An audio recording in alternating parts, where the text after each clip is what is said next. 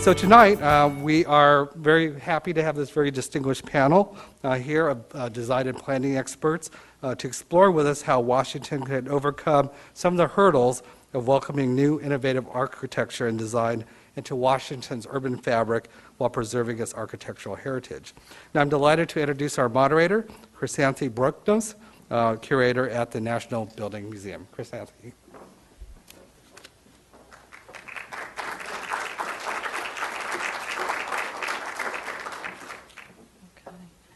Thank you so much, Mr. Acosta.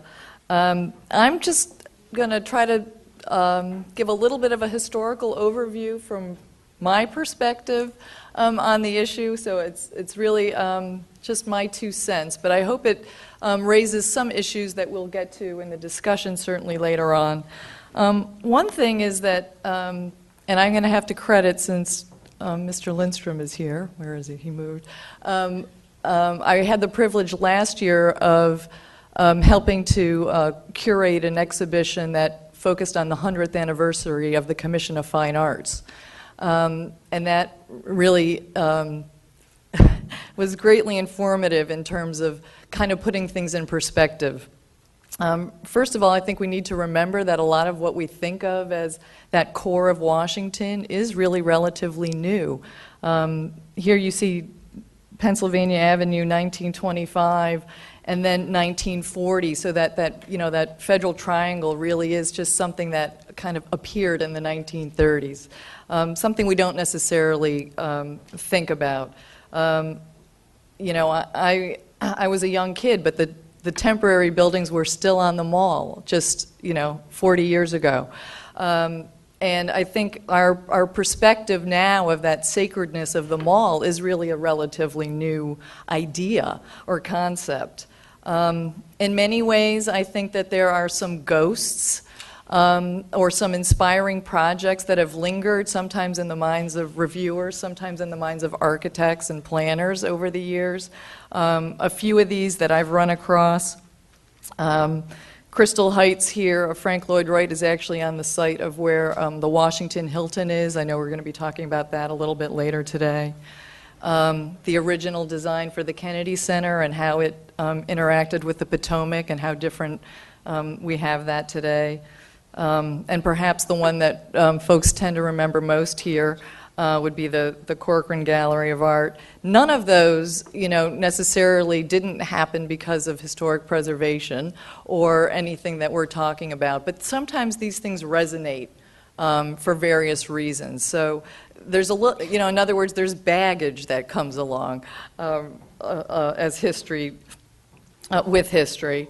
Some of the unique attributes in terms of Washington, certainly L'Enfant's legacy and what that has meant in terms of the Macmillan Commission and how that vision, really has shaped Washington over the last century and how that continues to shape and guide what's going on today. And that kind of leads to that jurisdictional overlap that was alluded to earlier as well. In other words, there's a lot of cooks in the kitchen here, so to speak.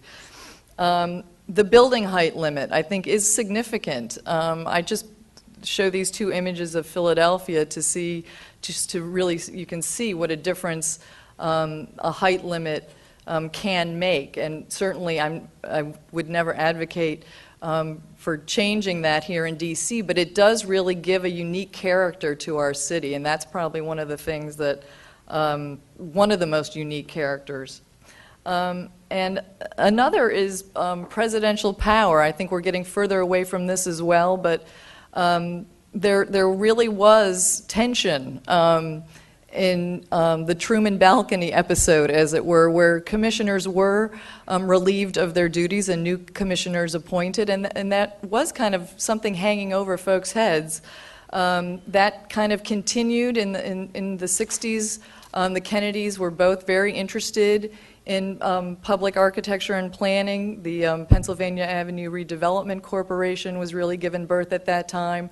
Mrs. Kennedy had a very strong influence on the final makeup of what became, here you can see some proposals for Lafayette Square, and what her influence helped to affect.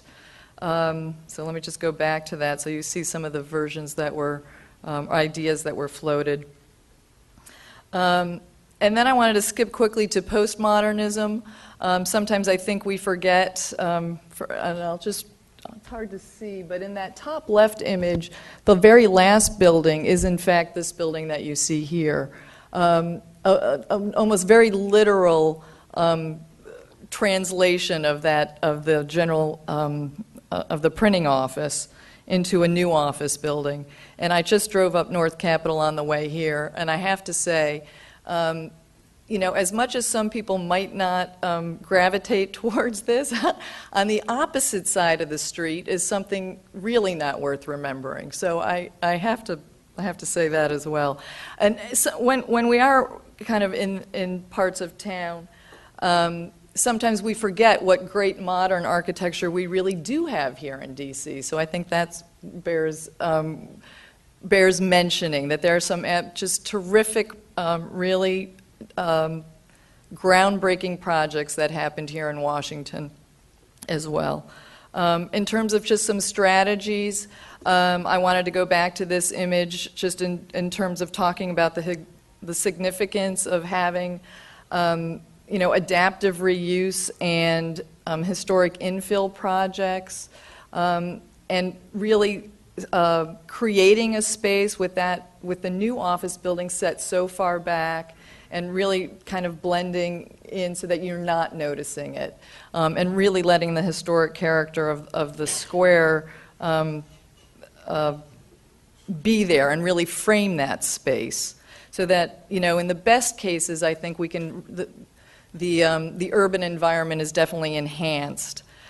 This is a similar strategy, but I think less successful, although the interior and how, this is the Greyhound bus terminal at 1100 New York Avenue, a fantastic job of actually saving and incorporating some of those historic elements of that terminal, although in terms of an aesthetic on the street, I don't, the terminal itself kind of, you almost miss it, you can't see it.